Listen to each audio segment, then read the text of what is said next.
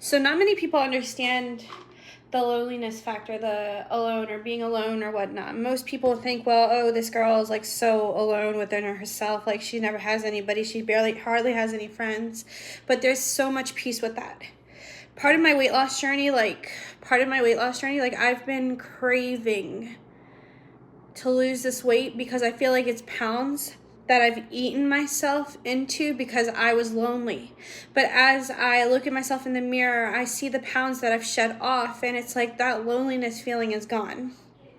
So I have a lot of posts about, being alone or lonely. There's a lot of my posts are about, having this lonely lifestyle, but it's not actually lonely. Like, it's the most peaceful thing to have is self-confidence. The most peaceful thing to have is like self-love. So this was me several years back, and this is where I am now. So this is like where I've gone to now. But part of losing the weight and shedding off the weight is knowing that the weight that I was carrying is literally from like the past traumas of the past. So as a kid, I was always told things like, hey, you're not loved, I was told things as a kid that no kid should ever hear, like, oh, nobody likes you. Like, no child should ever hear that. And I think I was lifting the weight of that. So I would eat and eat and eat and eat and eat. And it was like an emotional disorder where I would just want to eat all the time because it was the only comfort I had to remove those thoughts that people placed in my head.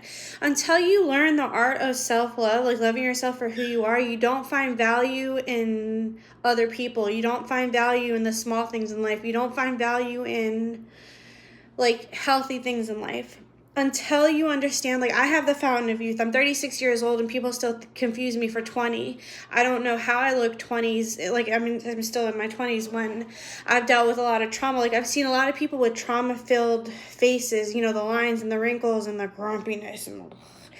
But I think God really gave me this self-love fountain of youth. And when I talk about the fountain of youth in a spiritualistic way, most people think about, well, the fountain of youth is like when you look young, right? That's the typical humanly, worldly way of seeing it. But when I think of it, it's like this God love. It's a spiritual gift that God has given me that it's not about age. It's more about loving yourself for who you are once again and having that fulfillment that God gives you. So I've been on this weight loss journey for a while, and I'm just so happy to shed off not only the weight in pounds, but the weight in